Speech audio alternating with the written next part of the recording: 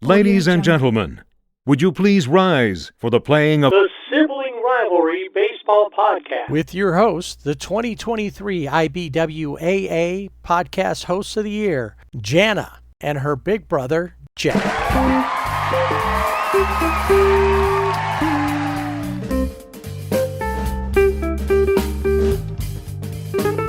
Here we go with another edition of the Sibling Rivalry Baseball Podcast. Lots to talk about. We had something that happened this last week that may never happen again, and we saw some things that we hope never ever happen again. We've got your full all-star roster, and maybe a couple of snubs that are real. It's just too hard to pick of all the great players that are out there, and when you have to have one player from every team, and and it's also tough when one or two teams have a lot of players that end up on the roster through like the starting votes and stuff like that. So we'll talk about all of that, but first, you can find us on Twitter at Sibling Rivalry BB without the A. And on Instagram and Facebook at Sibling Rivalry BB with the A. Our website is siblingrivalrybb.com. You can check out the Fanatics link, get all that all-star gear that is available there. And then we do have a new home. But I'm not sure how exactly we do that. If you are on Blue Sky, we are on Blue Sky too, and we just recently started posting there. What do we got, like 3 or 4 posts by now, something like that. And we're at Sibling Rivalry BB without the A, since Blue Sky and Twitter are kind of the same, but it's like at Sibling Rivalry BB without the A .bsky.social. I'm sure if you go on Blue Sky, you can probably just look up Sibling Rivalry BB without the A, and you'll find us there. So if you're there, we'd love to see you over there. You follow us, we follow you back. We're happy to do that. All right, so kind of a bittersweet trip to the Ravine this week. It's time for Dodger baseball. Yeah, some things we want to remember. One thing that brought some tears to my eyes once it happened, and then some gnashing of teeth. Two things that gnashing of no, brought happy tears and then gnashing of teeth and angry tears. On the other side. Dodgers welcomed in the White Sox, and you think, of course, the Dodgers are going to sweep the White Sox, and they do. But I will say that the White Sox are scrappy. They, don't have a lot to lose as far as going out and playing. Their bullpen and even their starting pitch wasn't bad.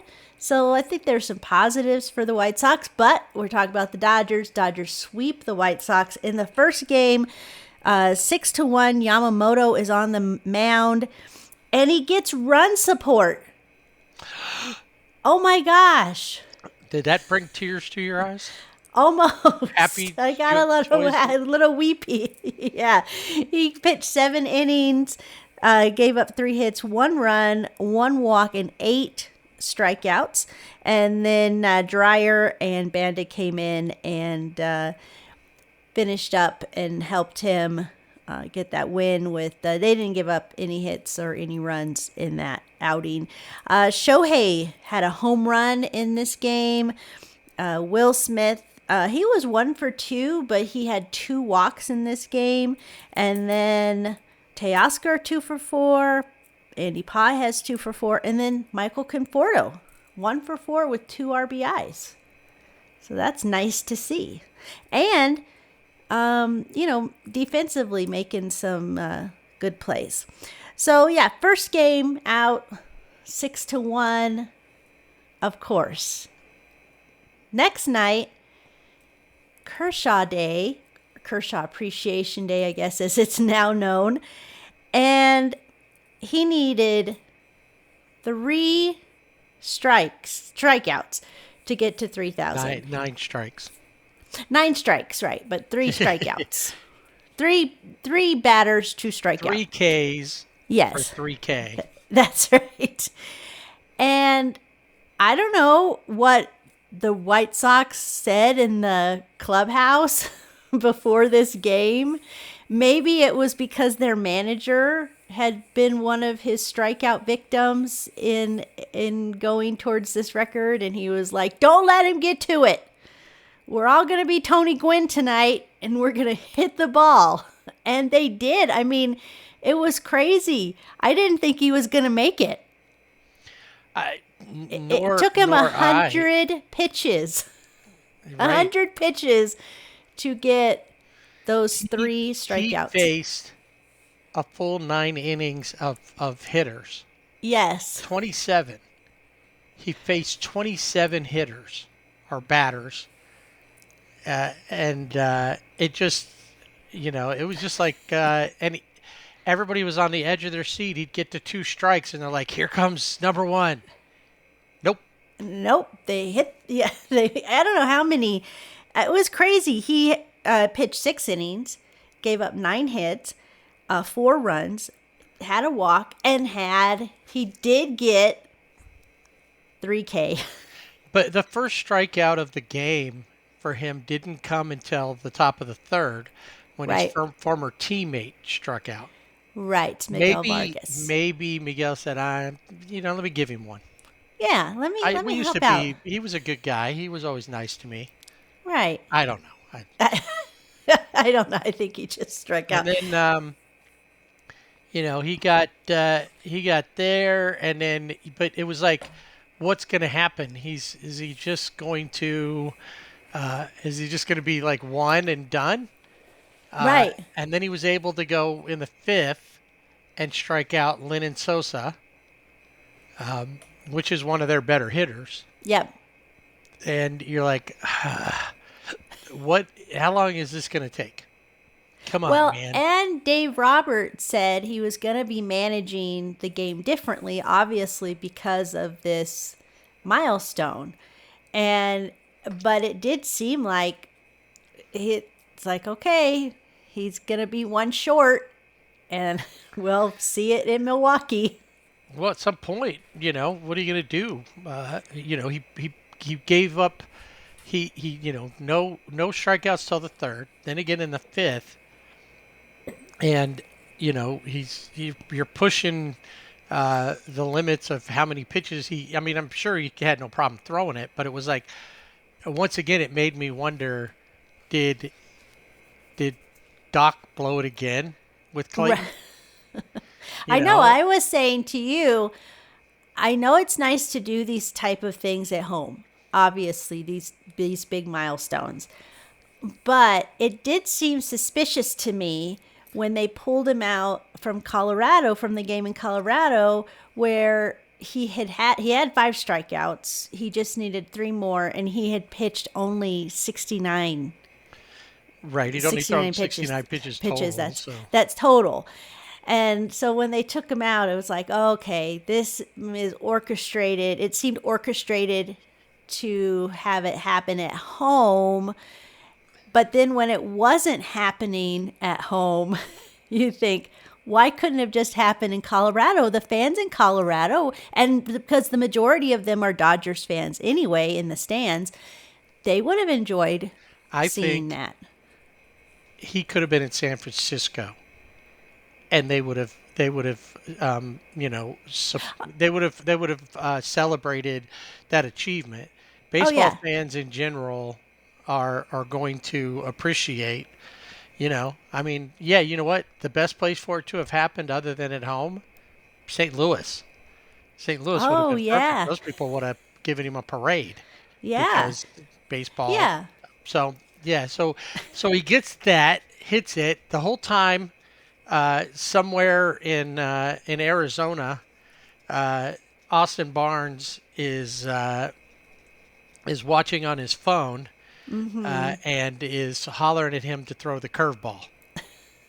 Right, which is what I wanted, because they said at the beginning of the game, they said, I asked Dave Roberts, as the on-field reporter, I asked Dave Roberts, what he would like, and he is like, I want him his strike to be on a slider. And I'm like, no, it's got to be the curve. It's got to be his curve. But it wasn't. It was a slider. Well, But he did it. It took 100 pitches, and it was Vinny Capra struck out on an 85-mile-per-hour slider. So 3,000 strikeouts for Clayton Kershaw. He is the 4th left-handed pitcher. He joins Randy Johnson, Steve Carlton, and CC Sabathia in that list. He's also the 20th pitcher in MLB history to record 3,000 Ks, and he's only the 3rd player to do it with one team. He joins Walter Johnson, who was with the Senators, and Bob Gibson, of course, who was with the Cardinals. So, yes, when he threw that pitch, got that strikeout, I thought Steven Nelson did a great job on the call. It was very much like Vin Scully would just allow the listener or the viewer to soak in what was happening in the stadium, the crowd. And I think that's what got me choked up.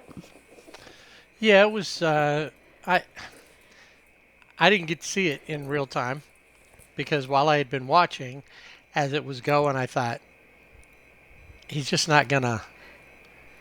I don't think he's gonna do this. He's gonna make it this time because it just wasn't his night. They were it wasn't off on him, and it was like, there's no. How do we do this? How's he? Well, and then in this game, the Dodgers end up winning this game 5-4, but it didn't look like they were going to win the game. But they did get tie the game 4-4, and it was a guy who who's been struggling. You can see it on his face. It's his demeanor is different. I think some of that is coming back with him being happy. Is Freddie Freeman, who was 2 for 5. He had a walk-off single to win the game. And Will Smith in this game was 2 for 3, had a home run, and Andy Pages also had a home run. And I will mention Michael Conforto, who was 1 for 4.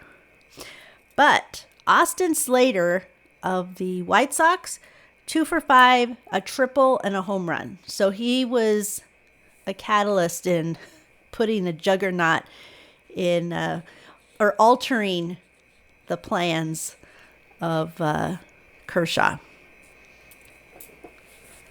So it ended, it would have been bad. I mean, let's say bad. It was happy because he got his 3,000 strikeout, which, as you said, we may never see again. Well, I was just looking, the next one in line is Chris Sale. Right. And Chris Sale's on the 60-day IL right now. So he's, I think it's retroactive. So depending on how long it takes for him to come back from his broken rib. Mm-hmm. He's older. I mean, how old is Chris Sale? I don't remember how old he is. 36. So not to say that he can't pitch another 4 years. He's been pitching really well. But depending on how this goes, he's at like 2,500. He's around 2,500, a little over 2,500 strikeouts. He'd be the 5th left-hander if he does it. But I just don't see where, 15 seasons and, at 36, he may be at that point. The next in line would be Garrett Cole, who's 2,251. But he's had his issues too. He's on the IL. Well, he had Tommy John surgery. Right. So who knows what happens with him when he comes back. Charlie Morton is like at 2,200, and he's 41 and 18 season ends. He's at any point now going to retire. Yeah. I think. And then after that, it kind of Yu Darvish. He's got 2,000. So it just depends. The problem for him is he's also, on that line to possibly age out. And I know he just came back this week from his stint on the IL. I didn't see how he did, but or how he's going to do yet. But, and then it's Kevin Gausman. All these guys that have these bigger numbers are over 10 years in. It's not till you get to like number 21 on the list, and that's Luis Castillo, who's just 9 years in, that you've got somebody that's under 10. Jose Barrios is at 10, but he may very well be. Clayton Kershaw may be the last one to pass the 3,000, at least for the time being, until something changes with the way that pitchers are handled and what they can throw and all that. So, yeah. So exciting night at the Ravine. And then we get to the third game, and I think maybe we had a very in-depth and discussion about Dustin May on our last episode, because he didn't pitch well. He really hasn't looked that great. And it was like, does he belong in the rotation? Obviously, the Dodgers don't have any choice but to have him in the rotation. Should he be in the bullpen? We had this discussion. He comes out, pitches against the White Sox, and has a no-hitter through 7 innings. And then he got really mad at himself because he gave up a home run. But his number, 7 innings, 4 hits, 2 runs, 1 walk, but 9 strikeouts. And he looked really good. I think he got I think maybe it was at first he got a little rattled, and then as Oral Hershiser was like, he just needs to, I think a lot of times, obviously, when you're pitching, it's not just physical, but it's a mental thing, and you have to stay in that zone. And if something happens and it rattles you, then you can get out of it. But he looked really good. So I don't know if we need to, before every start, just say bad things about him. Yeah, he wasn't that good. He wasn't that good through any of it, honestly. It's just he was pitching against the White Sox.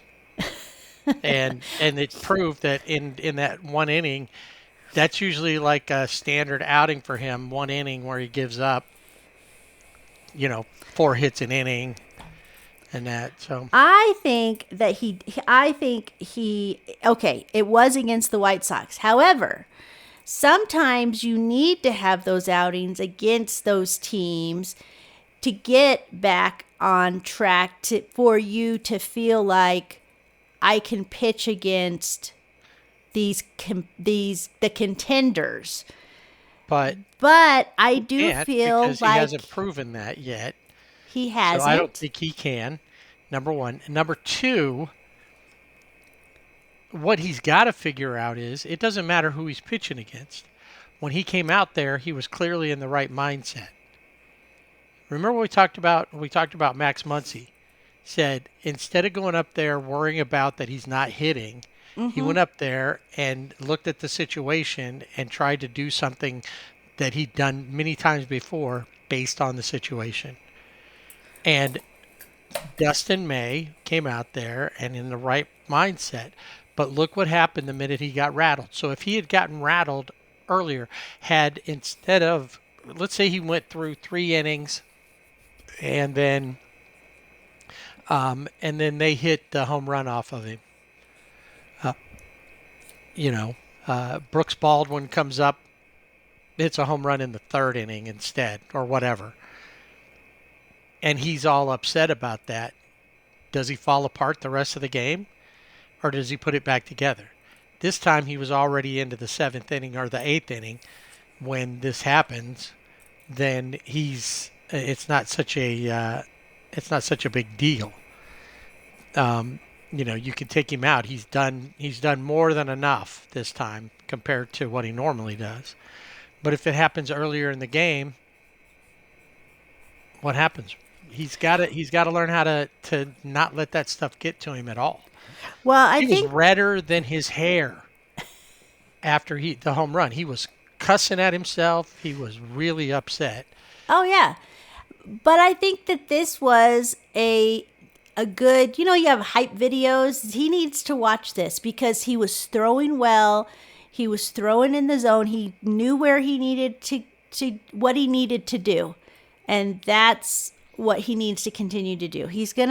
I think his next start will be in San Francisco, so we'll see how he does there. Will it be a continuation? I hope so. I like Dustin May, and the Dodgers. He's part of their rotation. So whether this was a one-off, it was a fluke because it was against the White Sox, as you say, or will he do something against the rivals, the Giants? We'll see. But I think it was great. I thought he looked really good. Mookie Betts had a home run in this game. That was nice to see. Number 10. Freddie Freeman was 2 for 4. Another nice thing to see because he seems to have been just out of sorts. And Michael Conforto, 1 for 4 with a home run, 2 RBIs. So that's always really nice to see. And in that game, the second game where Kershaw got his 3,000,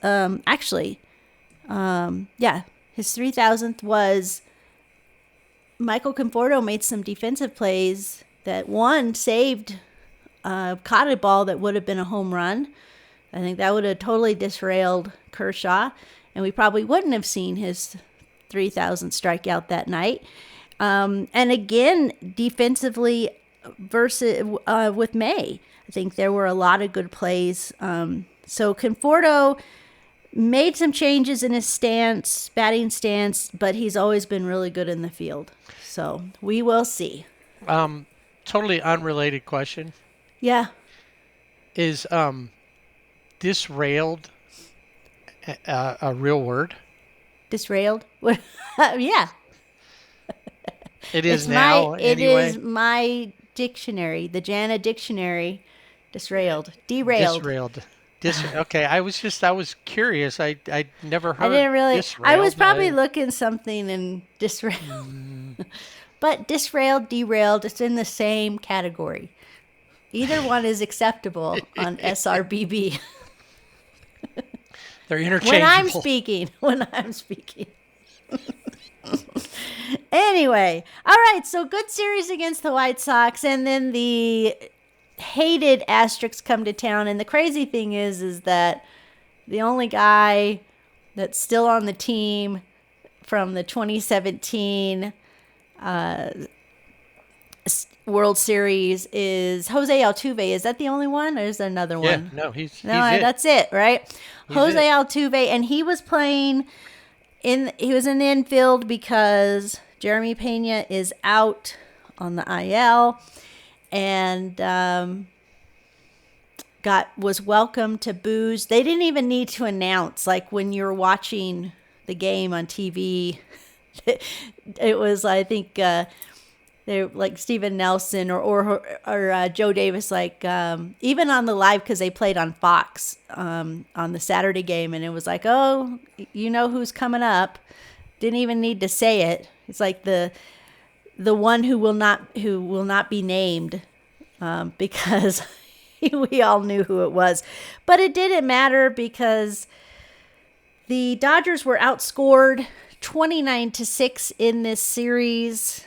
The Astros steamrolled them, especially in this first game, 18-1. I don't think the Dodgers have ever, this is probably their worst home loss, and I don't know ever, but it seems like it.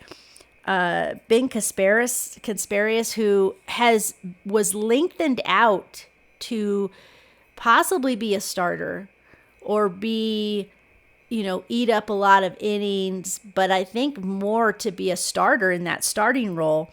Only goes 3 innings, 9 hits, 6 runs, didn't have any walks, did have 3 strikeouts, but also gave up 3 home runs. So that does not help. Christian Walker, who used to play for the Arizona Diamondbacks, loves LA, loves Dodger Stadium. 4 for 5, 4 RBIs, a home run.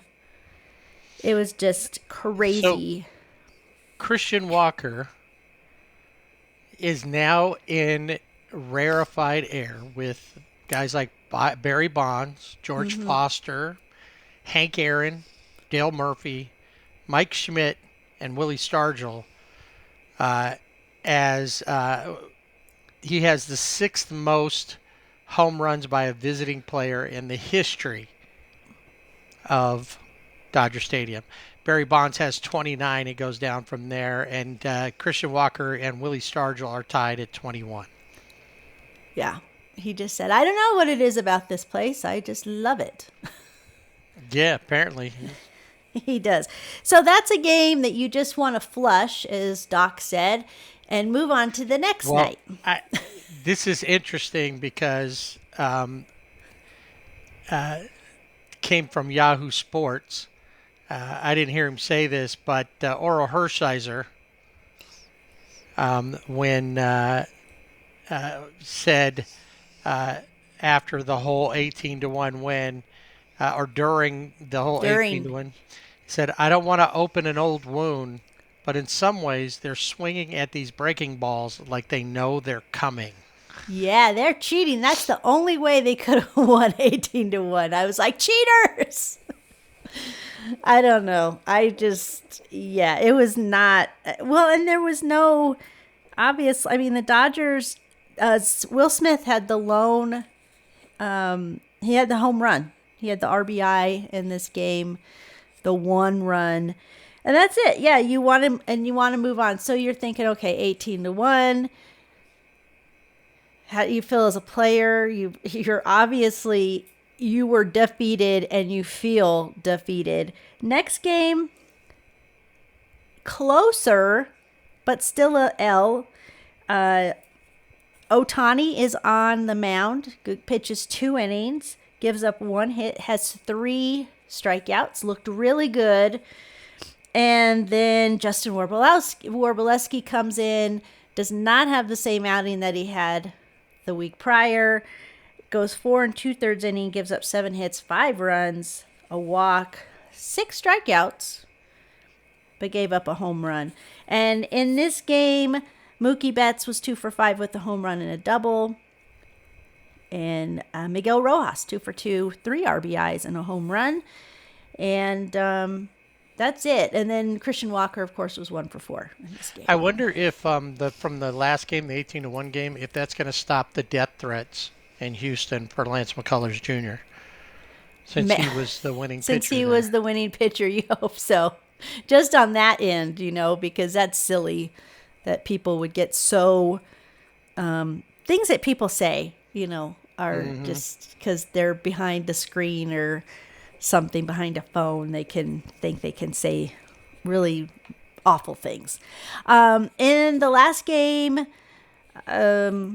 hoping for a win, thinking, okay, the Astros have won the series, but they got to win. The Dodgers have to win a game. No, they do not, because they lose this game 5-1. Emmett Sheehan is back, and he actually looks pretty good. I thought that he could have pitched more than 5 innings. But he only pitched 5 innings, gave up 5 hits, 1 run, had a walk, and then 4 Ks. It was Tanner Scott who came in and gave up 2 home runs back-to-back. Pretty sure one of those was to Christian Walker. And then Anthony Banda with a home run. So, yeah, what's going on? In this game, Dalton Rushing was 2 for 3. He had the RBI. He had a double. Mookie was 2 for 4, and Michael Conforto was 1 for 3. But like I said, the Dodgers were outscored in this Astros series 29-6, which is not something that you see Hard to very win often. games when that's happening. Yeah. So, Of course, oh yeah. If you look at it, if you try to find something good there, that 18 of those, so that means between the next 2 games, they only scored 11 runs. Of course, the Dodgers didn't score hardly any runs, so. No, they scored 6 total. So there was five in the last 2 games, which was split. So if they, scored 3 in one and 2 in the other kind of thing, then you got, and then you have the asterisk scoring 11 split between the 2. There's just no.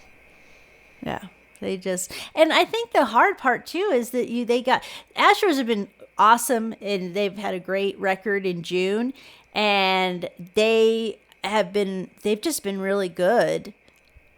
And the thing that stinks is that the Dodgers got swept by the Asterix. Right. I think that's the worst. But it makes me wonder, obviously they played the White Sox. You should sweep the White Sox. Like, you should sweep the Rockies, you know, those teams. But if the Dodgers are going to be competitive, if the Dodgers are looking to run it back, which at this point doesn't look like they're going to run back anything, they have back to be into the dugout. Well, they have to be able to play well against teams like the Astros. And they really haven't been playing well against these teams that they probably, which at this point, will make it to the postseason. But how far are they going to make it into the postseason? Is there going to be, do they just need rest? Do they all need rest? I mean, Tommy Edman is not on the IL, but he got hit in the foot during the Astros series and has a fracture in his pinky toe. You can't do anything with a broken pinky toe. It's not like you can put a cast on it or anything like that. So it's really, he can play, but it's really pain tolerance at this point. Teoscar Hernandez, not on the IL at this point, but also was hit in the foot and has a contusion. But he probably will be back.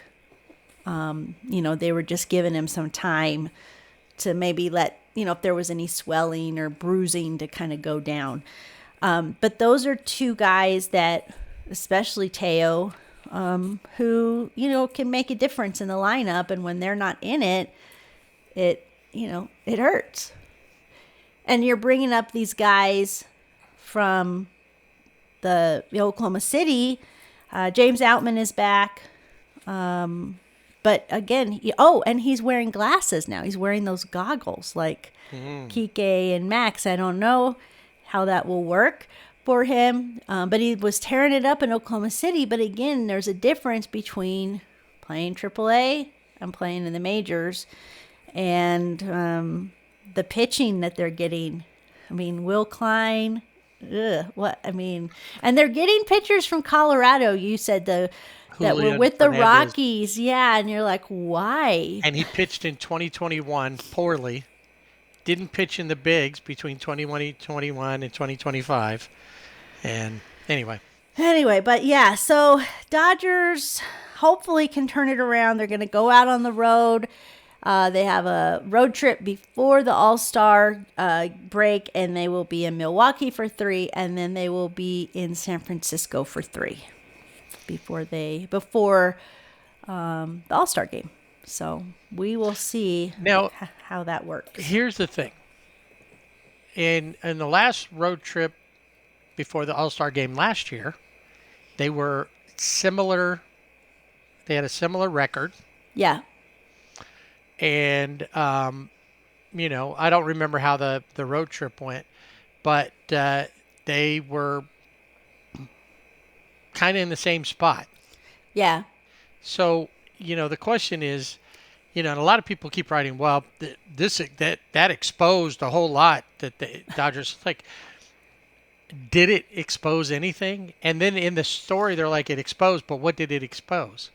Yes, the one thing that we've known that this didn't expose, it just reminded that there's a need for pitching, number one.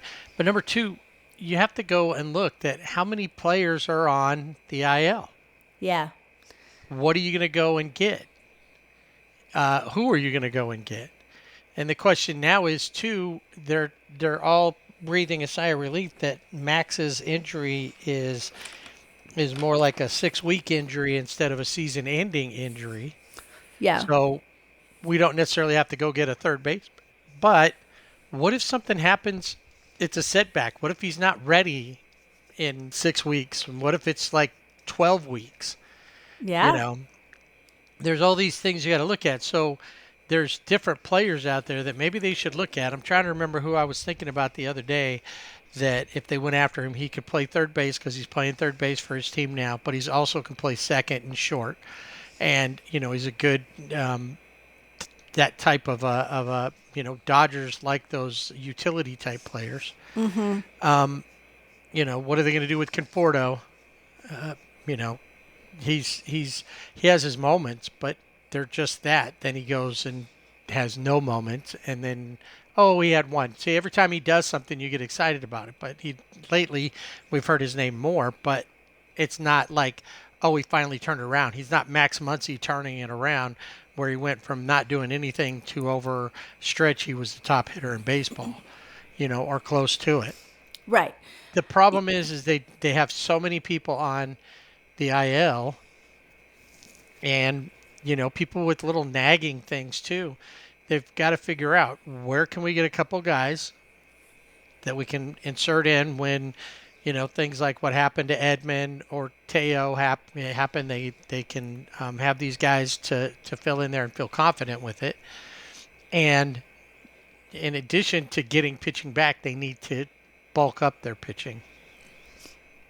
Oh, yeah, definitely. And I think there's some, watching Teoscar Hernandez in right field, it's not that he can play right field, but there were more than once, or especially during the Astros series, that you saw where balls just got away from him that it was very unlike him that would happen. So there were a lot of people like, he needs to go back to left field. I think he could go back to left field as well.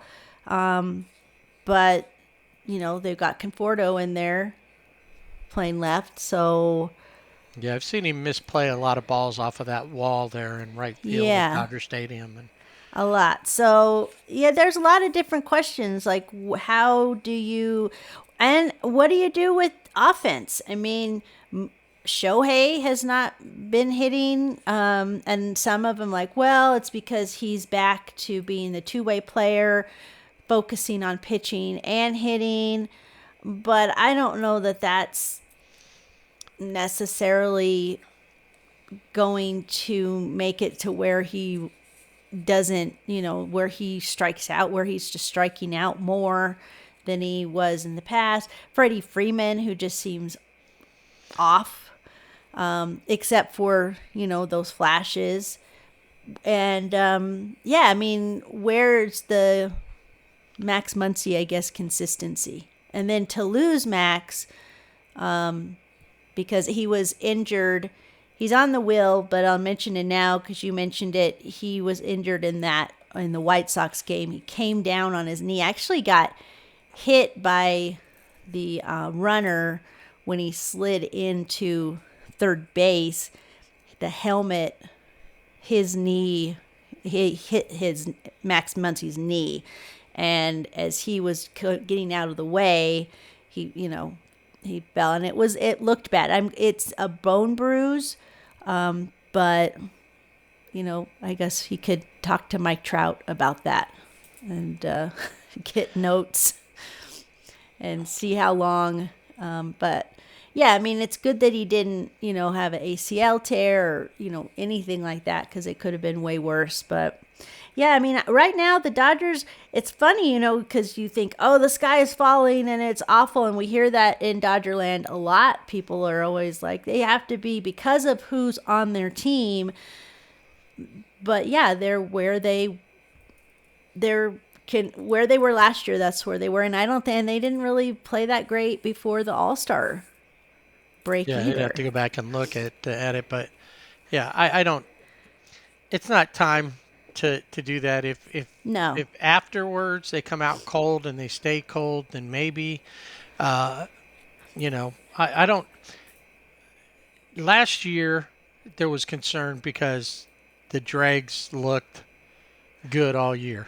Right. They had their moments too, but for the most part, they seemed hungrier last year. Mm-hmm. This year, they don't really seem to have that same fire. Right. Even against the Dodgers. Yeah.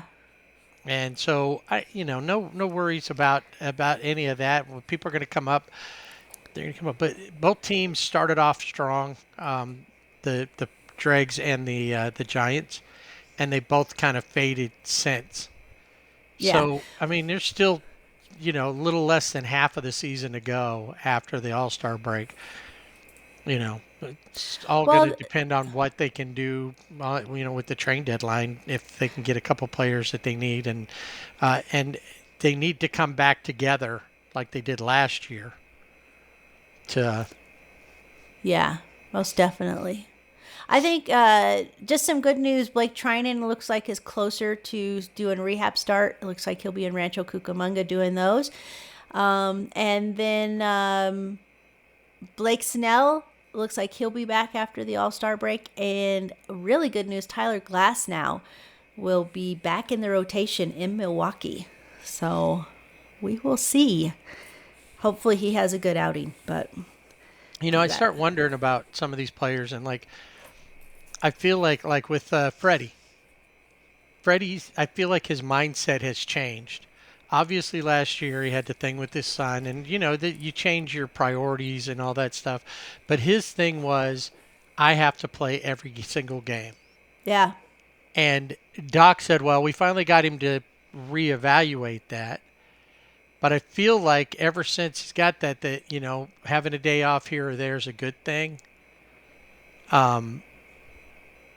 His game hasn't been the same since.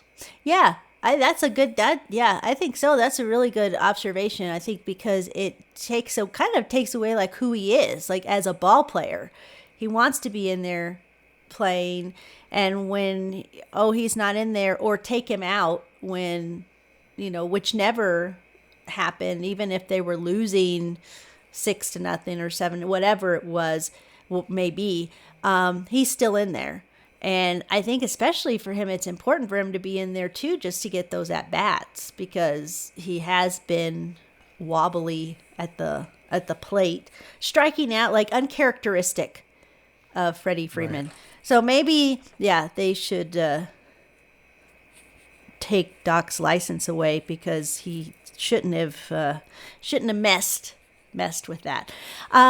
Player of the week. Oh, Clayton. Well, yes, Clayton I'm only Kershaw. giving it to him for that, because I'm sorry, there is no players that get Player of the Week after you get thumped 18-1 by any team. Least of all the asterisks. Yeah, do you really deserve? Yeah, of course it's Clayton Kershaw, but I have to ask. Well, he's the one that did that, and sometimes, like we've talked about before, sometimes it's not about who had the best week statistically.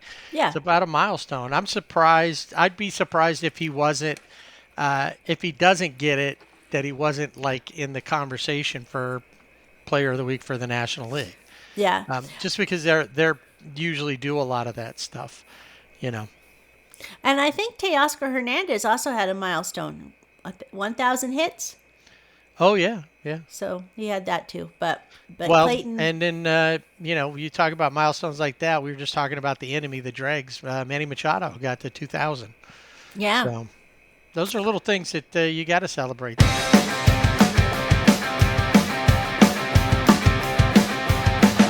All All right, time to take a look at what happened with the Angels in their series.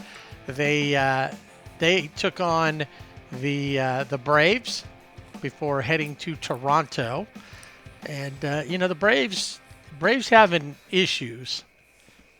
Ronald Acuna Jr. is back, but he's kind of like Mike Trout was with the Angels for so long, that carrying the load, and nobody else is really helping.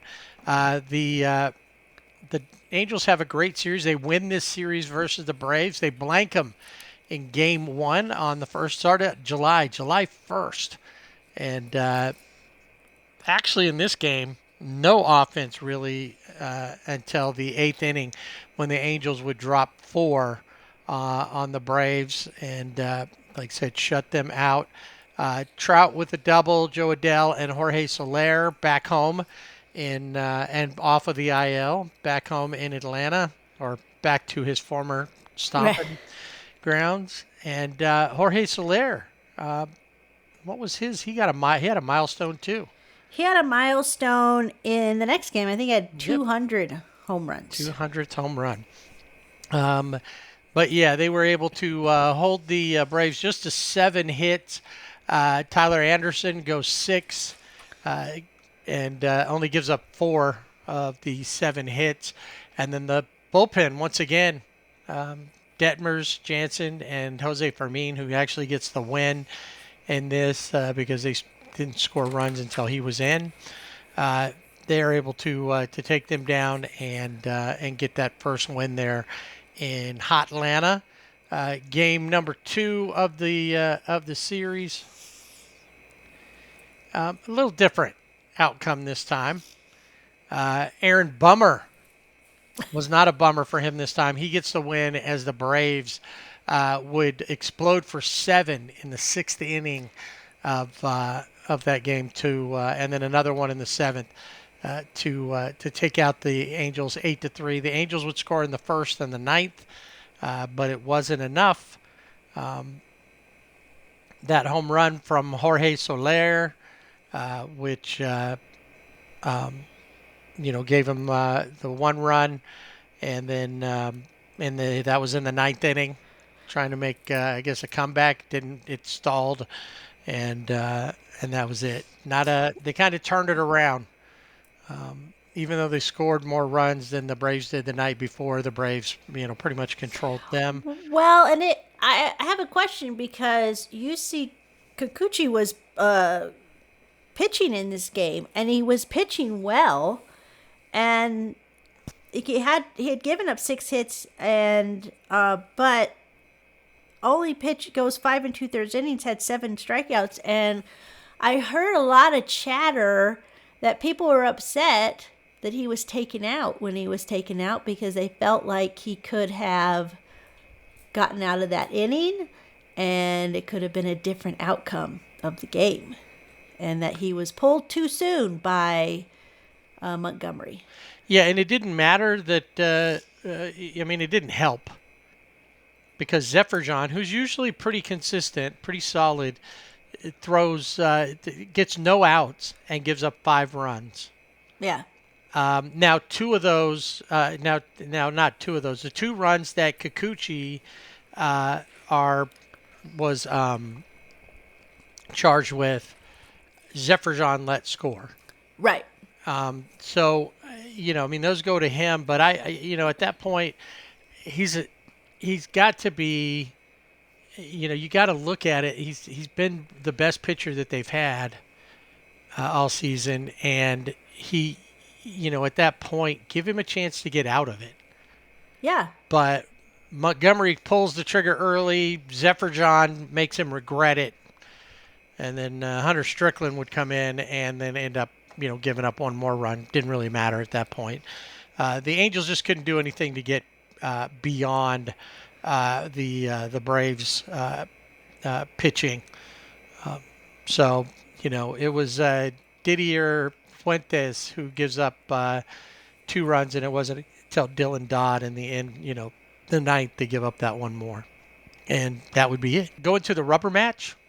Got the Thursday game, the Halos driven by home runs by Neto and Shanuel, are able to take out the Braves 5-1, 11 hits on that one. They had Joe Adell, who doesn't make the All-Star team, and like I said, we'll talk about the full rosters later. But a lot of people are wondering how a couple other players made it, and he didn't when he's been on fire the last about 30 games. He had a 3-hit game along with Zach Neto, 2-hit game for Logan O'Hoppe. Like I said, they go on and win that. Good support for Jose Soriano, who goes 7 innings. Yeah, Makes up for the last couple of bad outings. Yeah, I was just going to say that. It looked really good. Only gave up 3 hits and had 7 strikeouts in this game. 7 Ks. Sam Bachman and Brock Burke both come in, and Burke gives up a run. But that was the only one, and they were able to have their way with Bryce Elder, who's been he's one of those pitchers that you expect to come out of the Braves system because they're always so good with pitchers, but he's just having a bad time lately. The Angels take the series from the Braves, and then take off for Toronto to take on the AL East leading Toronto Blue Jays. Yeah, the Angels kind of caught him at a bad time for the Angels. Well, just like the Yankees did. Yeah. Yankees lost their spot at first place because the Blue Jays took it, and yeah, that wasn't the right time. But if you watch the games. And like the first 2 games are mirror images, just about. They just played a replay the next night and took the night off, I guess, because the Angels and Blue Jays will go to Zennings in games 1 and 2, and identical score. Identical scores, and every game in this series was decided by 1 run.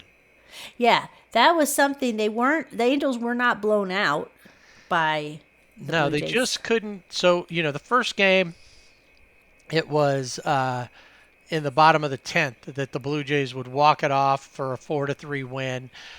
Angels in this game, home run by Joe Adell, but only 5 hits to get them the 3 runs. Not a lot of offense, but enough to be there. They just couldn't hold on to the little bit of a lead or get ahead of the Blue Jays.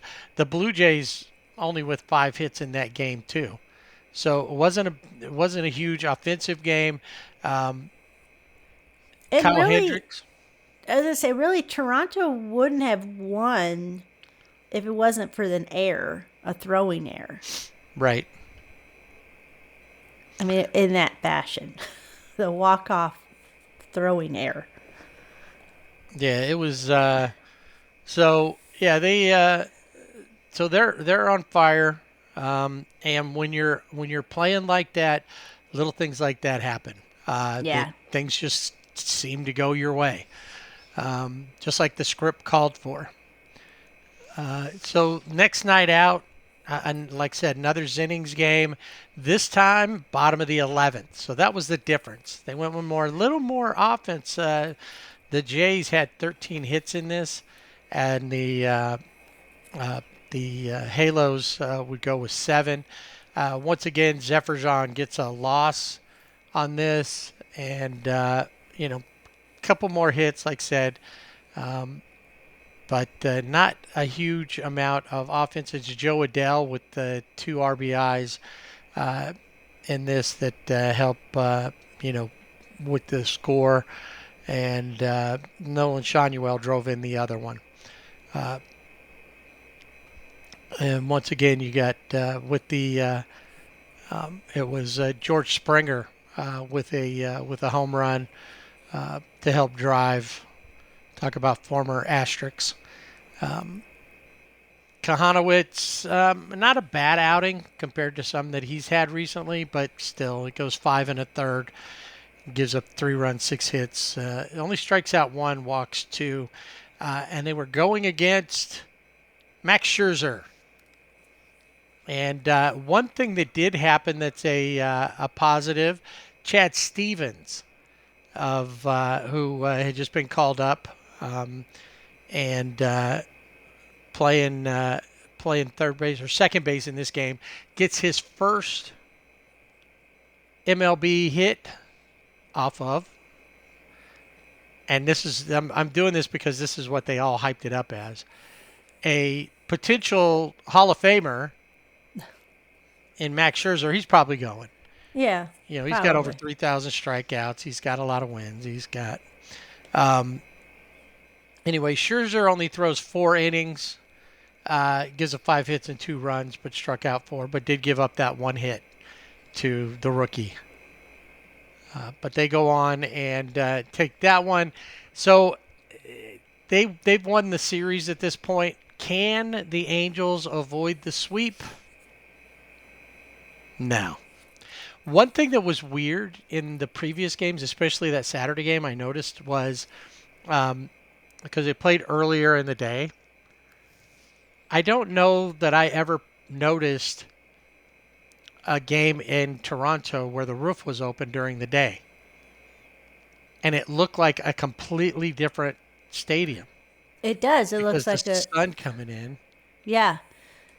And it was I think just they weird. usually try to do that if it's nice, like for when they have Canada Day and they wear their special jerseys and all that. Anyway, that's when I normally see the roof open and the sun. It's a completely.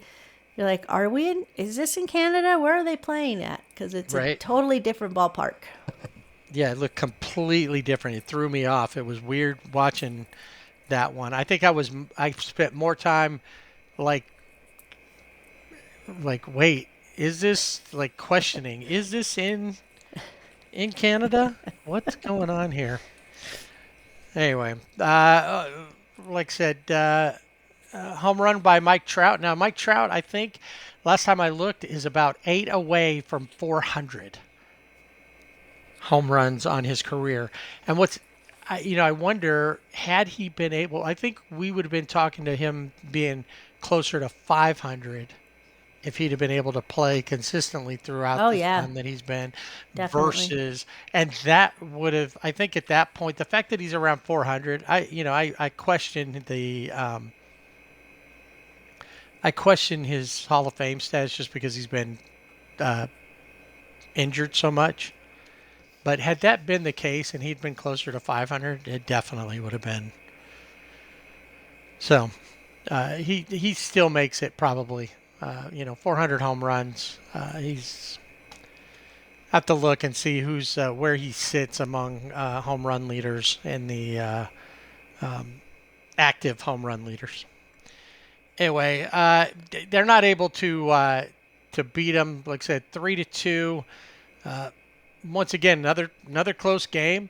Tyler Anderson would give up all 3 of those runs. The bullpen would be perfect against them the rest of the way out. Brock Burke, Hunter Strickland, and Connor Brogdon.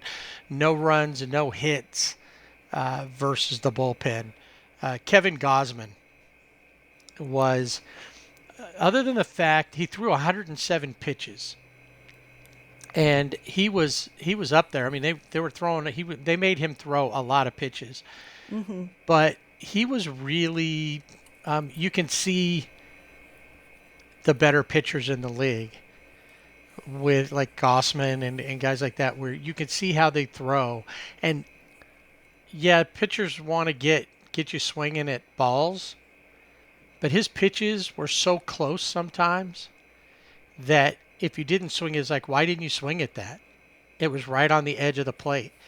Or it's just a hair off of the plate, so technically it's a ball, but it's so close that the umpire misses it or you miss it thinking, So he definitely pitched well, or, overall well. He had his moments, but that would do it. The Angels get swept by Toronto. And, after a good series in Atlanta, they're not playing well. The other thing that is kind of crazy is that the Angels have not won a Sunday game since like mid-May. I saw a post, and it was a guy said this is an Angels calendar, and it says my dad keeps track of the wins and losses for the Angels, and he said, do you see a pattern? And on Sunday it was L all the way down, but it was interesting. It wasn't just that. It was like loss, and then it was like win, loss, win. And there was. It was almost crazy to think that they could have that pattern of the games, because how they would each week was almost identical to the week before. And that's true. They'll lose a couple, and then they win. Then they'll win. Maybe. But the Sunday game, it's crazy. That Sunday, the last time that they won a Sunday game was in back on the 18th of May when they beat the Dodgers. Of course. They took that series right with the Sunday win. Since then, since May 25th, they have not won a Sunday game. So that's let's see, there was 5 Sundays in June. That's 6. This is 7, and then coming up, they're at home. Let me just go there. The Angels are at home. They welcome in the Rangers, who they're kind of battling with right there for the middle. Yeah. Both of them have similar. It seems like every time that the Angels try to get to 500 or above 500, they lose. They've lost like 7 or 8 straight games at that point. The Rangers are doing the same thing. Right when they can get above, they lose, and a few of them. And so they've got the Rangers for 4, and then they'll finish up before the break with the Diamondbacks, another 500 type team. So they're playing 2 teams that are in the same space that they're in as far as that goes. And we'll see if they continue the losing streak with Arizona on a Sunday, and then they'll be in Philly for the Sunday after that. So we'll see, if the Sundays continue on, or if they can finally break that. Do you have a player of the week? Yeah, I went with Joe Adell this week. How can you not? He had a couple of games where he was 0 for 3, but he had one game where he was 0 for 3, but he had 2 walks in that game. But he had, a couple of doubles. He had a home run. He had 7 RBIs, I think, over that course of the week. So, yeah, I thought Joe Adell deserves Player of the Week. Yeah, I think Joe Adell does. He's been playing really good ball. He's definitely turned stuff around. I saw a stat that said, the first few games he had was just terrible. He's batting, down in the mid 100s. His OPS was low, and in the last 24, he's batting over 300. So the last 6 weeks alone, he's been really being the Joe Adell that they needed him to be, and hoped he could turn out to be. Yeah, and it hopefully can continue.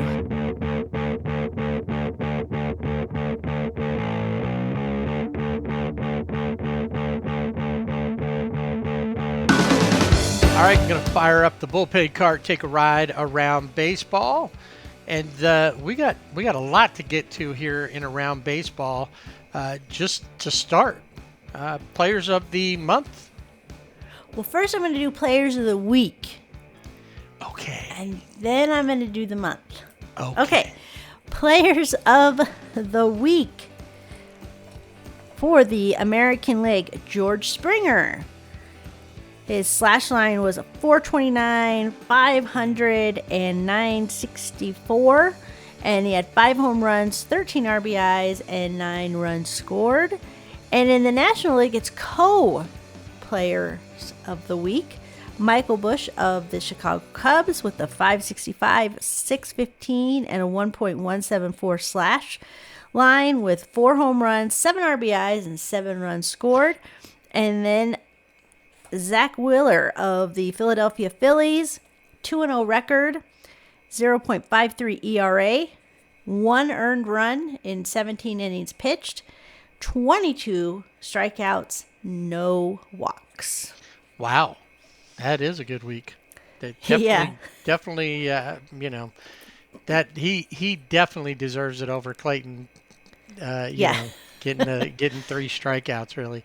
Yeah. I saw something interesting because they do this.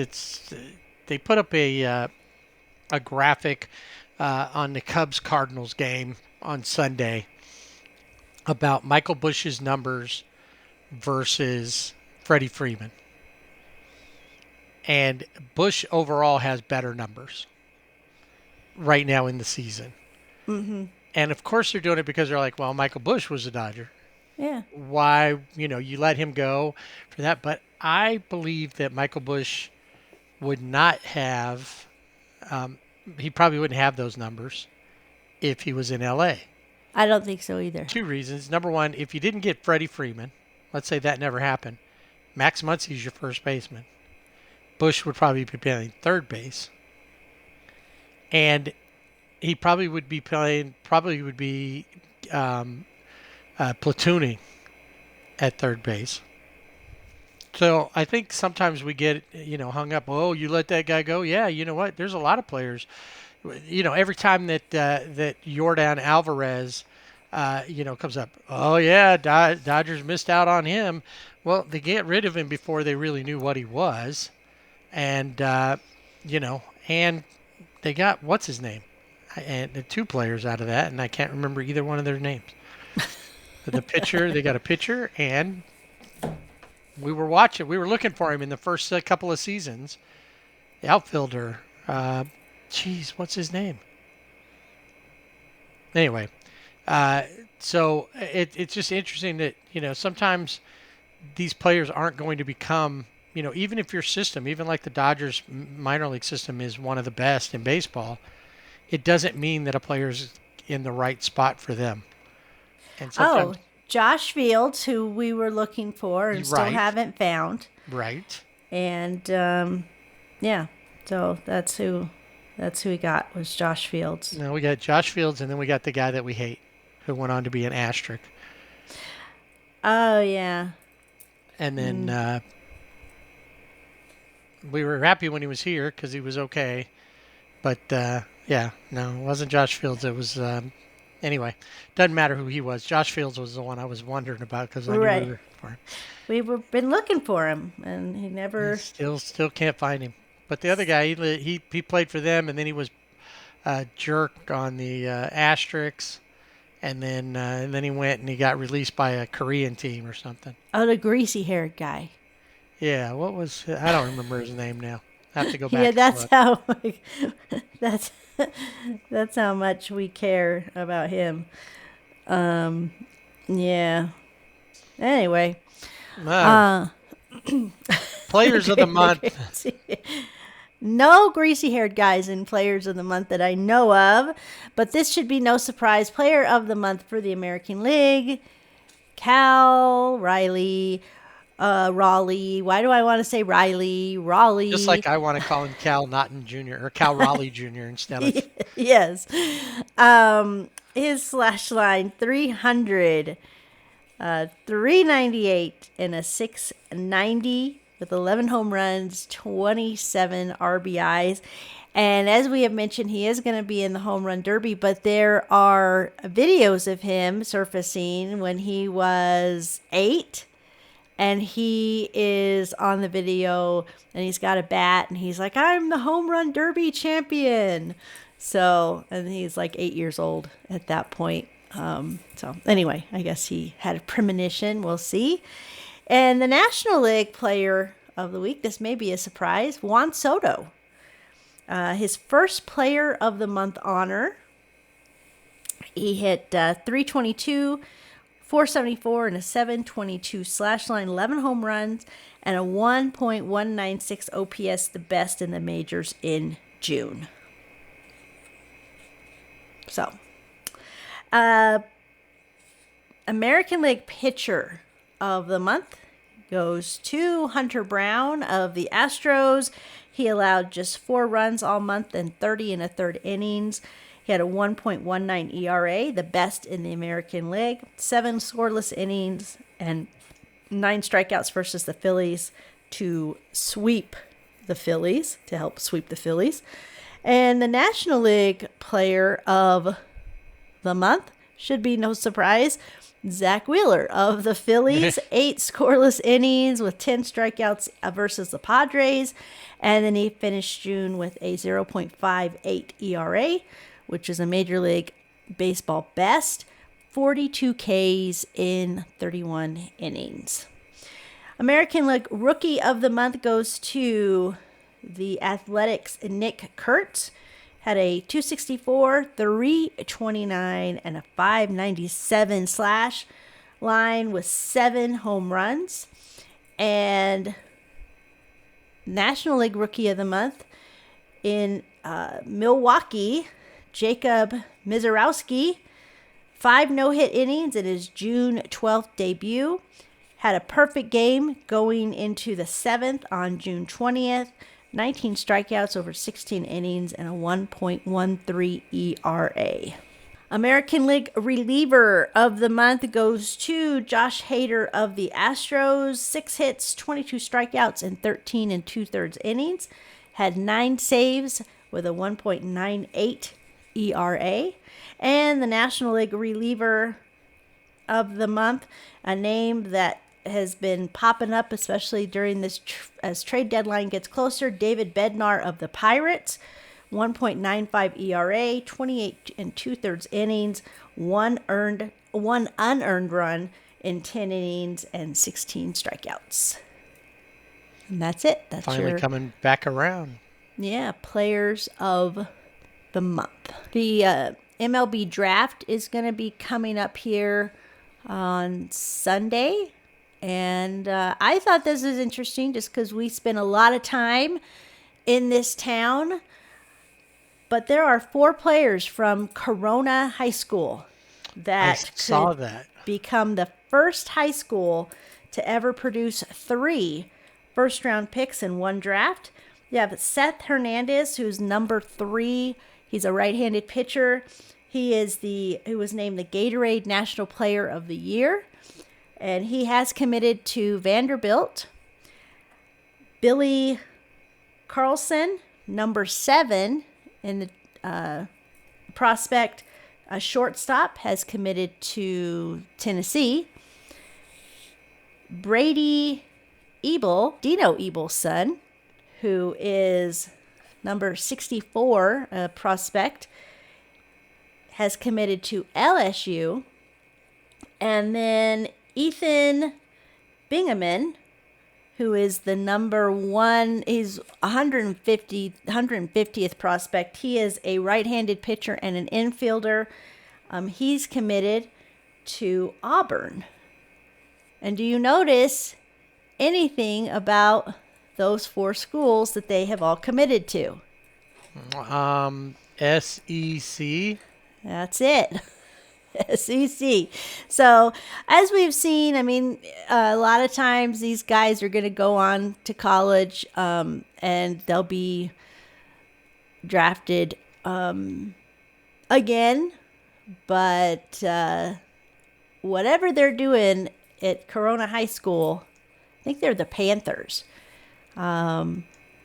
Their baseball program is top notch. And Dino Ebel's son, he has another son who is behind Brady. He looks to be, for the 2026 draft, a top prospect as well. So the Ebels are going to be the next Holidays.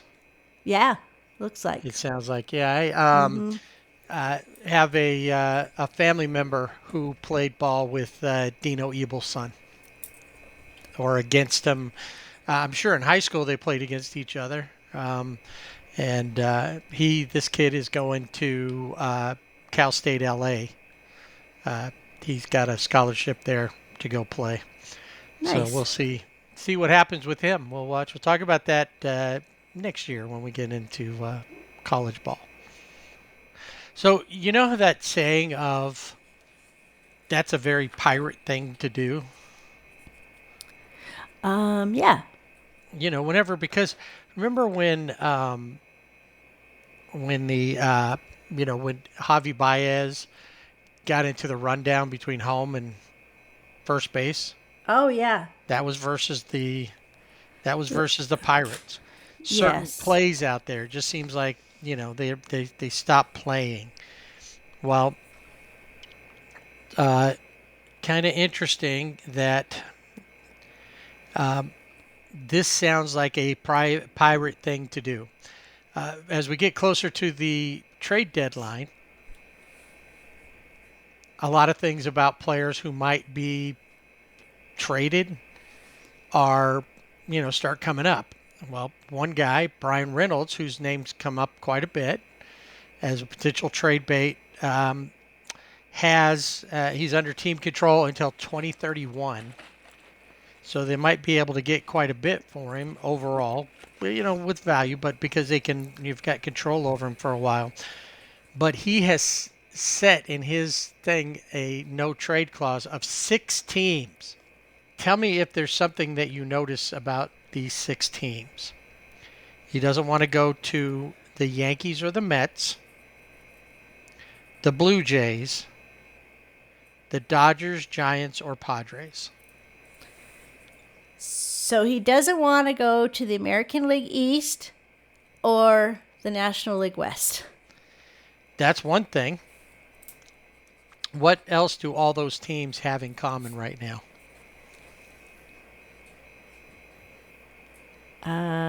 They're winning? That's it. They're all potential playoff teams. Toronto and the Yankees are 1 and 2 in the AL East. Both look like they're at as of now. Yeah. The 3 teams. So they're willing. He's willing to go to the A's or the Angels, but the 3 National League teams on the West Coast are all potential playoff teams at this point. And so he doesn't want to go to any team that might have a chance at the playoffs right now. I get he doesn't want to go to these big cities, is him saying either way. That's part of it. He doesn't want to be on the West Coast, and he doesn't want to go to that. But all of those are potential playoff teams. Yeah. How many playoff teams are there per league? Well, with the expanded playoffs, 6 and 6. 6, yeah, so 12 So total. he's eliminated himself from half of the playoff teams. It makes it sound like he just like, I have other things to do in October.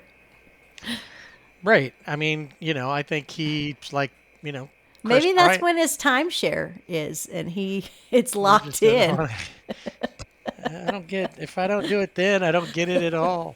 That's right. He's got enough money. He can. And I still have to pay my maintenance fee. That's right. So I just thought it was something that he was. Yeah, so no New York teams and no West Coast team, or West Coast NL West, and then of course the no New York at all, and maybe and no Canada, unless they get a team in Vancouver, I guess. Yeah. I just, maybe part of it is he doesn't want to be part of. I get New York City. He doesn't want to play in New York City. Doesn't want to play in L.A. or San Francisco. I get, but it just seemed to me like shooting yourself in the foot. Limiting yourself, yes, to what the possibilities could be. So they could trade him and trade him to a team that's they could trade him to the Rockies. They could.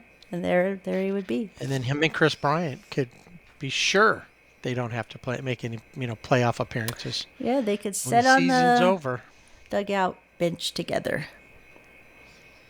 And by the way, it was Josh Reddick. Josh Reddick. I knew it was a Josh. I just couldn't think of. All I could think of was greasy hair, because that's how I always saw him He was there with the Dodgers just for part of a season. They got him from Oakland. They got him in 2016, and then he was in Houston in 2017. Yeah. And we hated him. And still do. No, I don't care. I don't know where he is.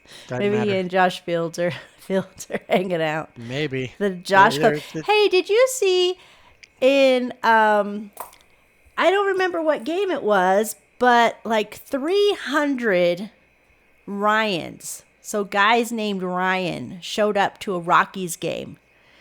And they're in the outfield and they know that they're there. And so Ryan McMahon hit a home run for Ryan Day. To the Ryans? I think it was pretty much to where they were setting out there. So I thought that was pretty cool. No, I didn't see that. That's hilarious. Very cool. Yeah. So he's probably, like you said, with Josh Fields and Josh Landia. Yeah. Josh Landia. That's right. All right. Crazy week for the Nationals. It seemed like they were on the right path. They were doing a whole rebuild, something that the Angels won't ever commit to, and maybe if they had, they'd be in a better spot right now. Don't know, but they're making changes. Big changes, yeah. The Nationals fired their general manager, Mike Rizzo, who I think had been there for like 17 years, and manager Dave Martinez are gone. This is their 6th straight losing season. They since winning the 2019 World Series. That was it, and they have. They got some good young players. You got C.J. Abrams, you got James Wood, but I guess they just felt that they weren't taking them in the right direction. So they weren't doing something in the right direction because they just don't have, in fact, they have I don't remember what the time frame is, but they have like either the first or second worst record over like a span of 6-year span or something like that. So they really haven't gone anywhere. They have their moments, but something's just not working right there. But it's weird that they did it now. Yeah. Well, I don't know. Why did not just wait until the end of the season? Is it going to make that much of a difference? Well, probably not, but a lot of times you do it. But right now, you're now what, about 2 weeks from the draft. Right. So it probably isn't a big deal because all of the draft stuff has probably already been. They kind of know with the number 1 pick what they're going to do. But they got a lot of pressure on them because 2 of their number 1 picks are potential Hall of Famers in Bryce Harper and Juan Soto. Mm-hmm. So who are they going to pick now? Are they going to get the Holiday kid, Ethan Holiday, or where are they going? Yeah. So there's that being one thing. The other thing is trade deadline is 2 weeks after that. So now you've just thrown the I don't know his name. DeBartolo is his last name. I don't know his first name. It was assistant GM, and he's been there for quite a few years. So it's not like he doesn't know what's going on. Right.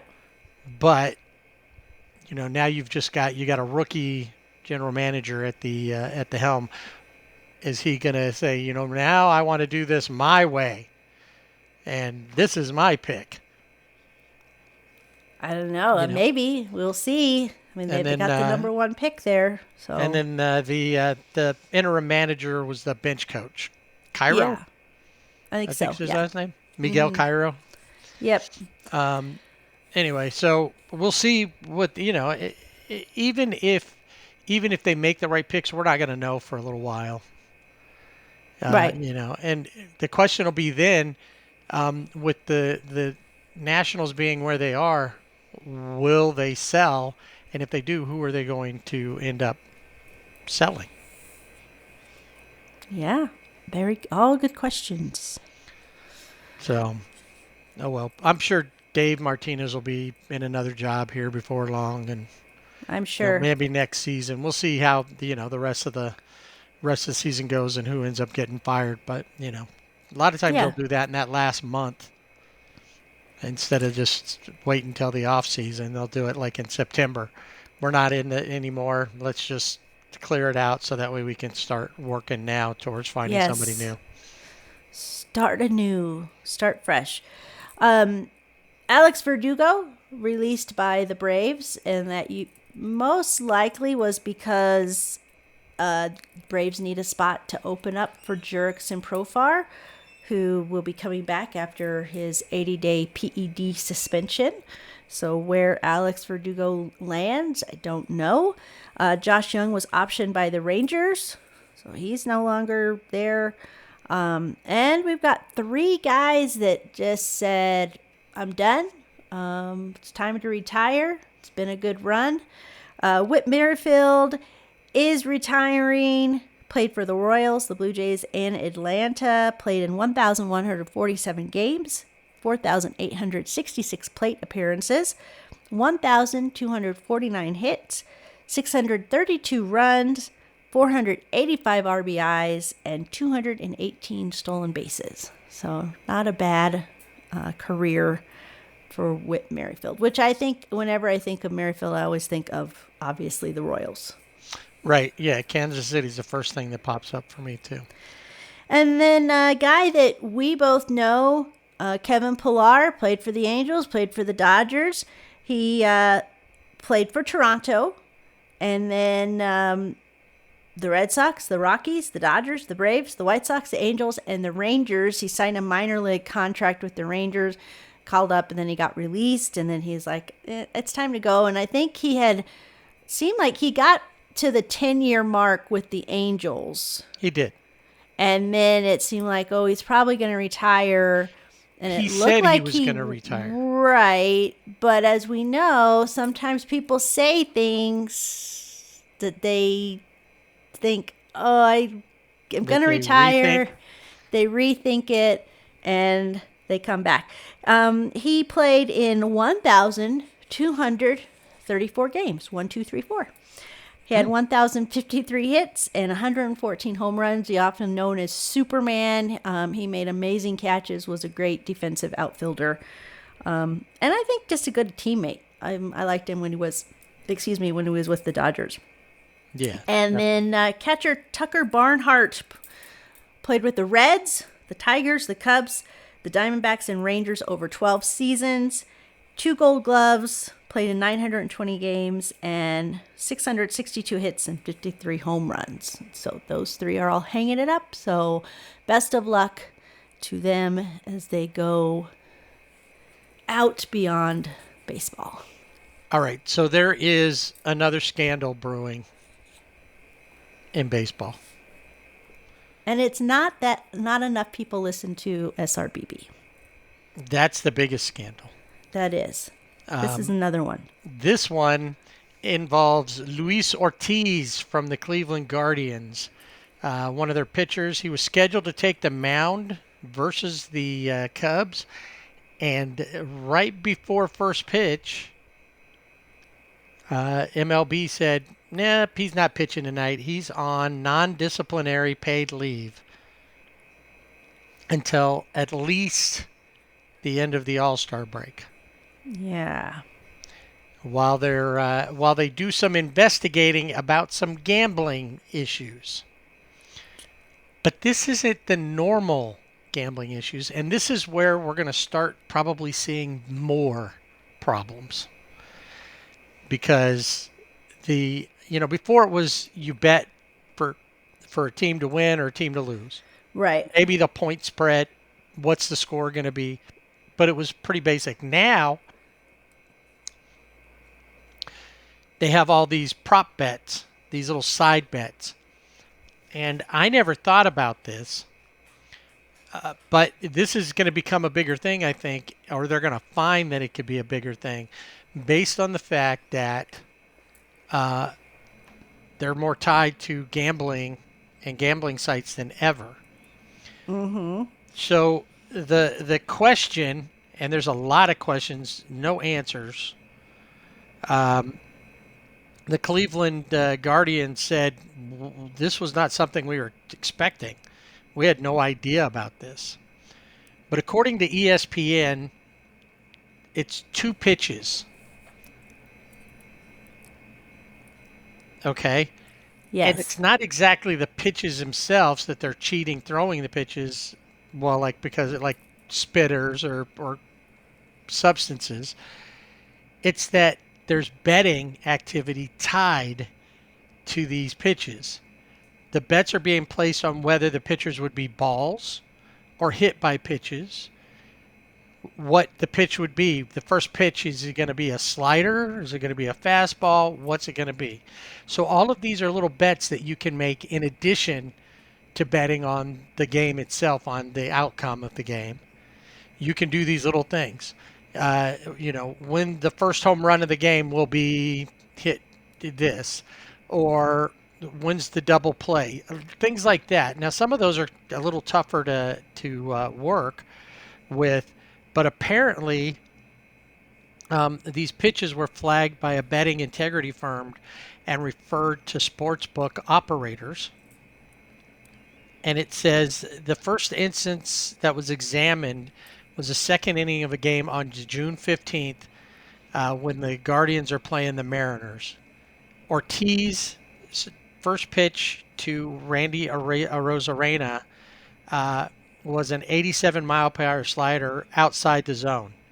He wound up walking Arozarena, and it turned into a 5-run inning for Seattle. The second instance came in the third inning of a game versus the Cardinals on June 27th. Ortiz spiked a first pitch slider significantly wide of the strike zone to catch Pedro Pages, the first batter of the inning.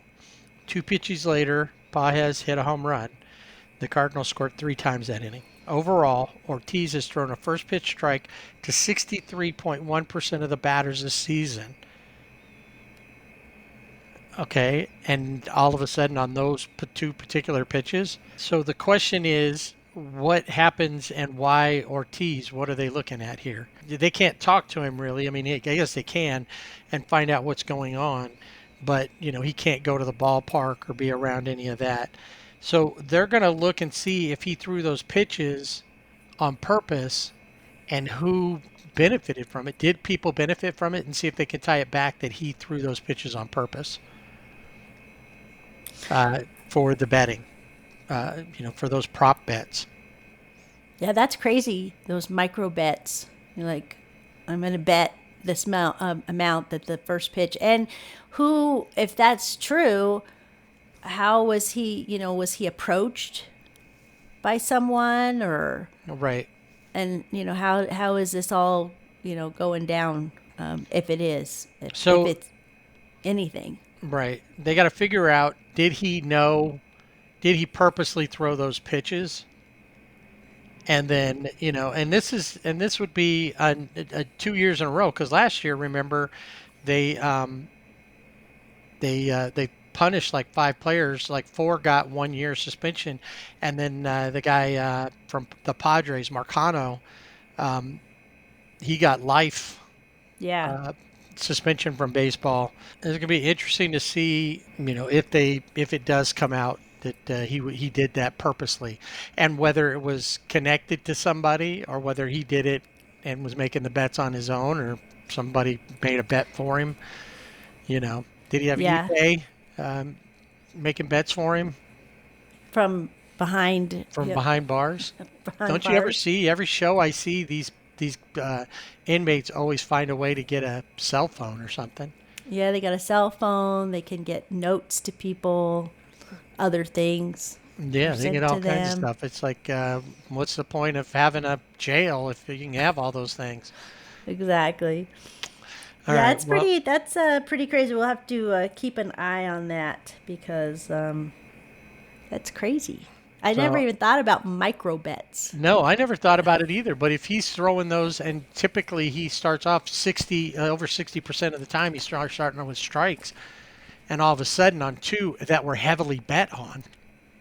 Right.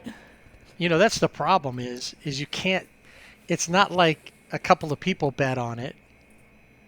All of a sudden it gets out and all these people bet on it, it makes it, even if it wasn't that kind of even if it wasn't it wasn't set up like that, it now Right. looks like it was because of that, and it's not his normal thing. Yeah. What I can tell you is he's probably wishing that he had like fallen and strained a ligament or something, so he could end up, instead of being on this, so he could end up on the wheel.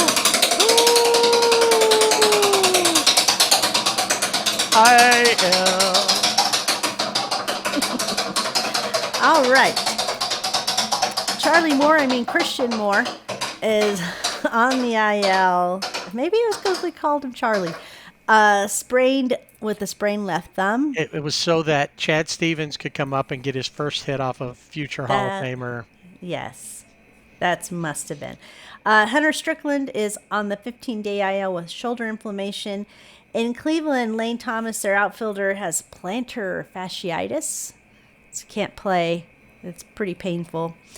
Clark Schmidt, of starting pitcher for the Yankees, is likely out for this season. Looks like he will be having Tommy John surgery. Luis Urias of the A's has a strained hamstring, is on the 10-day IL. Andres Jimenez of the Toronto Blue Jays, their second baseman, has a sprained ankle. Ryan Thompson, relief pitcher for the Diamondbacks, has a strained shoulder. Shelby Miller of the Diamondbacks, the relief pitcher, has a strained forearm. Bad news for Atlanta. Spencer Schwallenbach has a fractured elbow. Ooh. Yeah. Jamison Taillon of the Cubs has a strained calf and is on the 15-day IL. He plays for the Cubs. J.P. France of Houston, one of their starting pitchers, is having shoulder surgery and is out for the season. Max Muncy, we mentioned, he has a knee bone bruise. Michael Kopech, another pitcher, on the IL for the Dodgers, 15-day with knee inflammation. Kike Hernandez. He just barely came back. I know.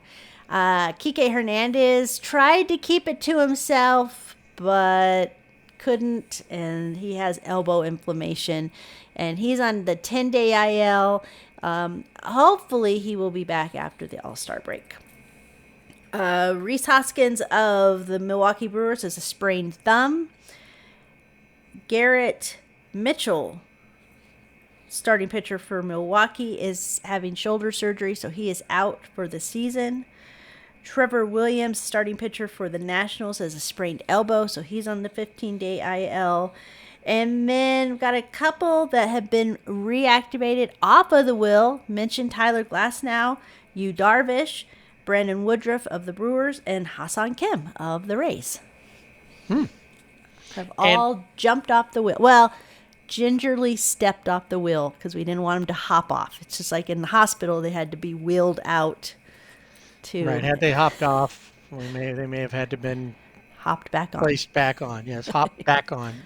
Yes. I just remembered the player that I was thinking about that maybe they should think about trying to go get, even if it's a short term for Max. Ramon Urias from the Orioles.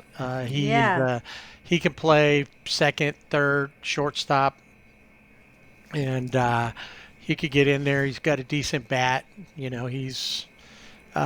could come in there and pick up for a little while, and then when Max is back, can use him across the infield. However, we'll see what Andrew Friedman has up his sleeve, if he has anything. He wears a lot of short sleeves, so so he's transparent. Yes. So we have got rosters for the All-Star teams. We still don't have the full complement of 8 home run derby players as of recording. I'm sure by the end of the week we probably will, but as of the recording time, we had 5 of those. Cal Raleigh, Ronald Acuna Jr. was first.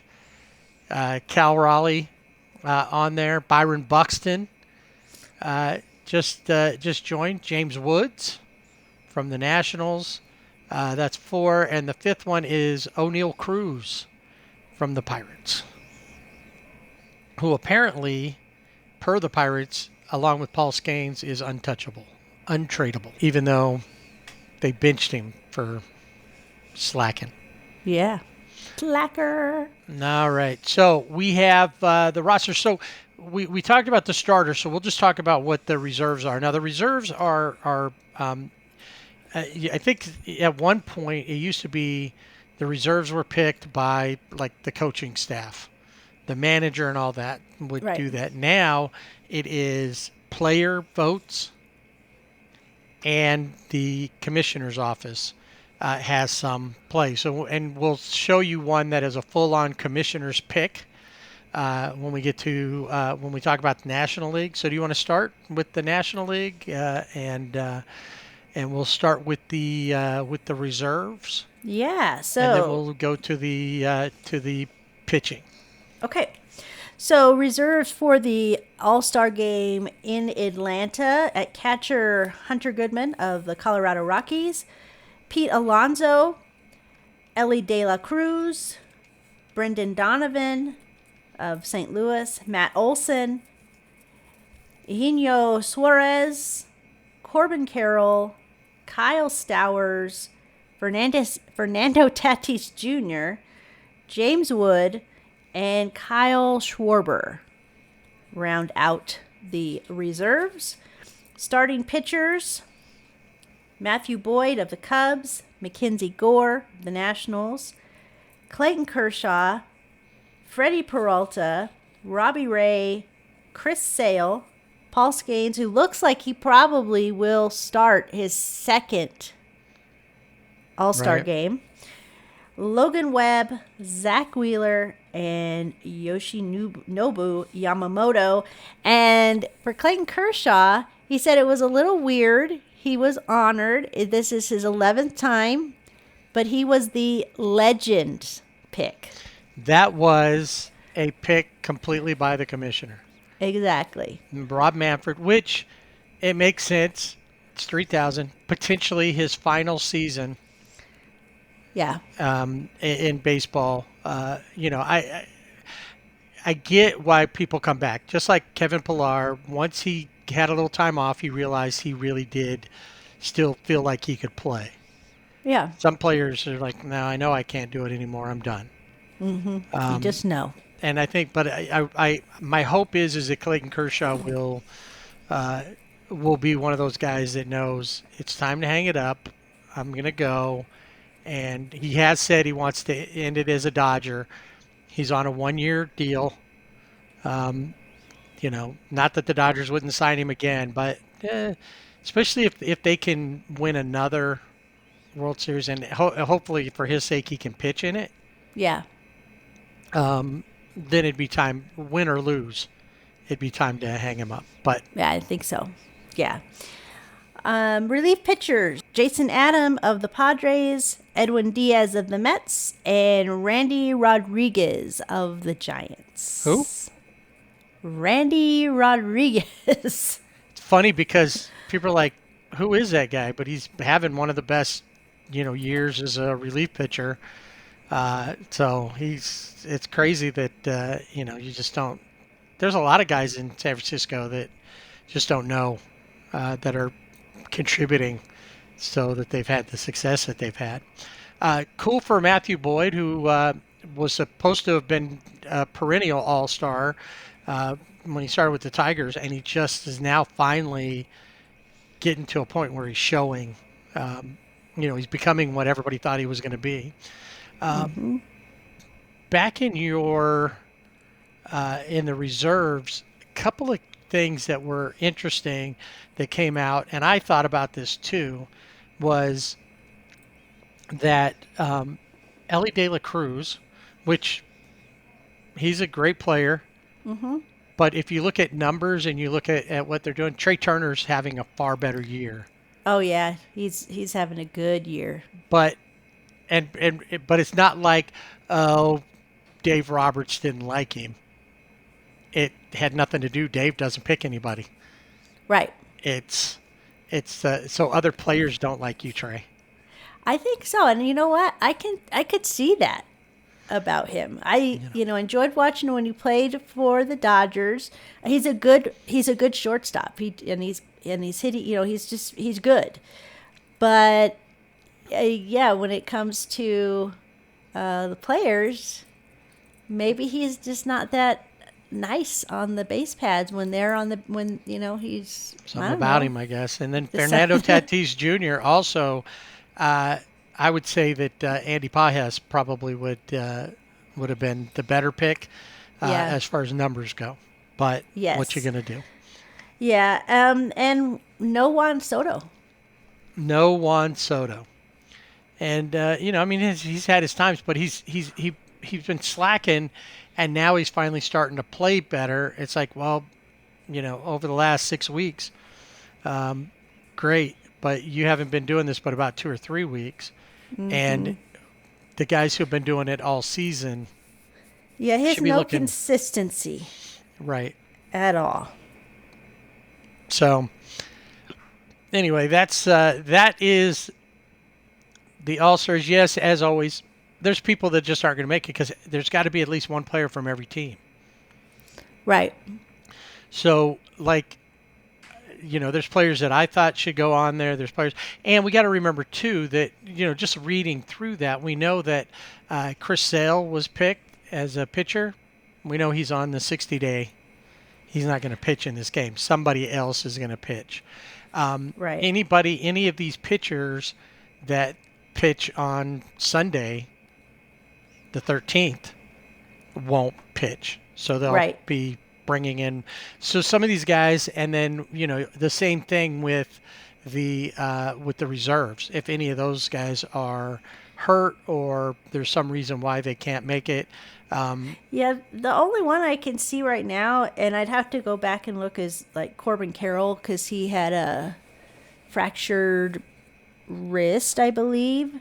So he had been on the IL, but I don't know, where he is as far as and how bad it was. That I guess plays a lot into it. Right. So, but that's going to be the thing. Will those guys all end up, if they don't play, who's going to take their place on the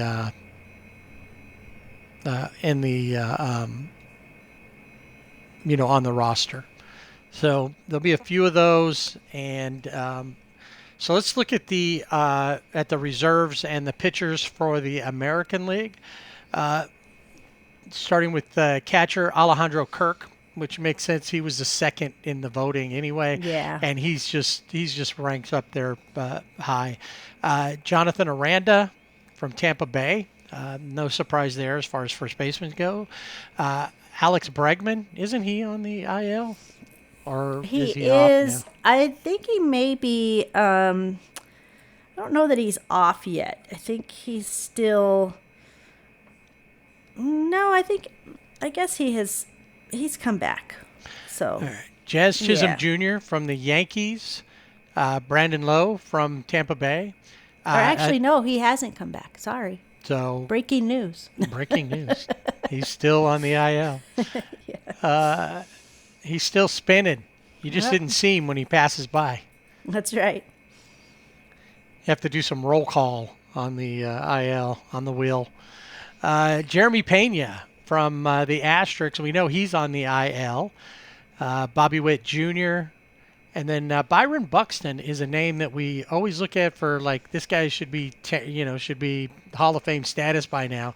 This is only his second All-Star game because normally he's injured. Yeah. He spent more time injured than he has playing. Stephen Kwan from Cleveland, who was a starter last year.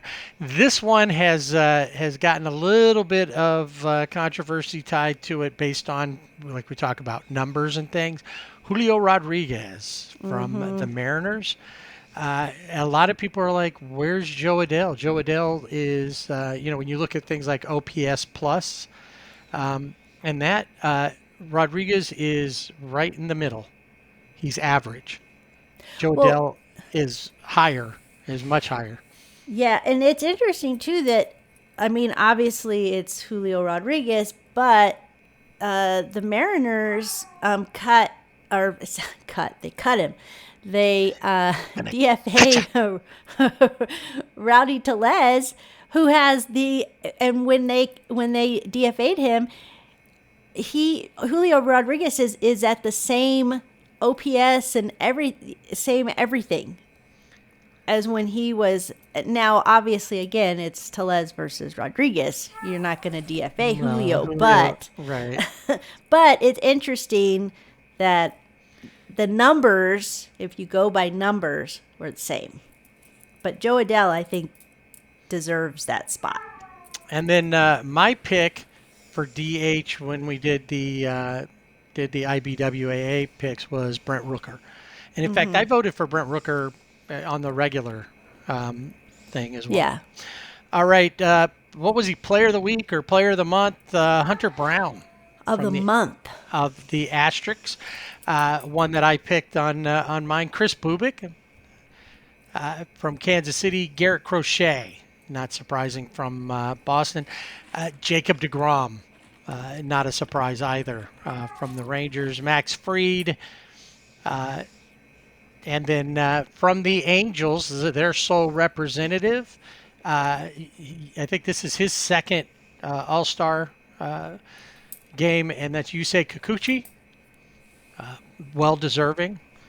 And then probably I would say this between him and probably Hunter Brown. But I'd say this guy's probably going to be the starter. Tarek Skubal from the Tigers. Shane Smith from the White Sox, and Brian Wu from Seattle. So there's some questions about Brian Wu as well, as opposed to some other pitchers. So you figure a couple of those guys are probably, going to end up out just because of when they started. All those pitchers, as far as I know, are all active right now. Yes. So. But, it's a good group of people, a lot of first-timers. On the relief side, veteran Aroldis Chapman has found his way back. Josh Hader, and then Andres Munoz from Seattle. So the Mariners ended up, it's not like they needed Julio Rodriguez on there. Nope. Or Brian Wu for that. They already had one in Cal Raleigh, but... so that is the rosters there. We'll find out closer to time who's going to be the starters for the pitching starters. We already know who the starters are on the field. One last thing before we wrap up around baseball. Two-time All-Star and part of the 2005 World Series champion White Sox, Bobby Jenks. Passed away. The White Sox announced. He's 44, drafted by the Angels, and ended up having his best time there with the White Sox. He died from cancer, correct? Yes, stomach cancer. The final game he played was in 2011. At age of 30 versus Baltimore, threw one inning, gave up one hit. No runs, no errors, no walks, and so all the best to the Jinx family. Our condolences from SRBB.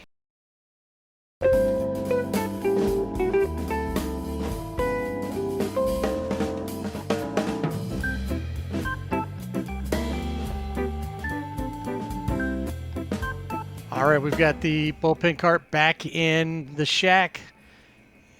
And that is it for this edition of the Sibling Rivalry Baseball Podcast. Remember, you can find us on social media on Twitter, Sibling Rivalry BB without the A. And on Instagram and Facebook at Sibling Rivalry BB with the A. Remember our website, siblingrivalrybb.com, and you can hit the Fanatics links for all that. And don't forget, we're on Blue Sky now, and just look us up with Sibling Rivalry BB without the A on that as well. And then, like I said, hit the Fanatics links, get some All-Star gear, get some favorites from any of the teams. All the teams are represented there. If your favorite player, they've got a bunch of cool stuff. And it looks like this year's gear is just a little bit better than last year's gear. I agree. All right. And bullpen cart needs some maintenance. And so we're going to be taking an extended All-Star break, and we will be back in August to talk about all things baseball, especially the trade deadline. So we will be off. So it's a good time to catch up on our mini seasons of SRBB. Yeah, it should be, August 7th. We hope to be back by August 7th. Yep. And all right. Well, enjoy your the rest of your summer vacation here in July, and make sure you see some live baseball. Also, by the time we get back, we'll be thinking about maybe the Little League. Oh, that's right. World Series will be coming up in August, so we'll start seeing that coming together. So until we see you again, like I said, go check out some live baseball. Enjoy the All-Star game, the Home Run Derby, and don't forget to swing away.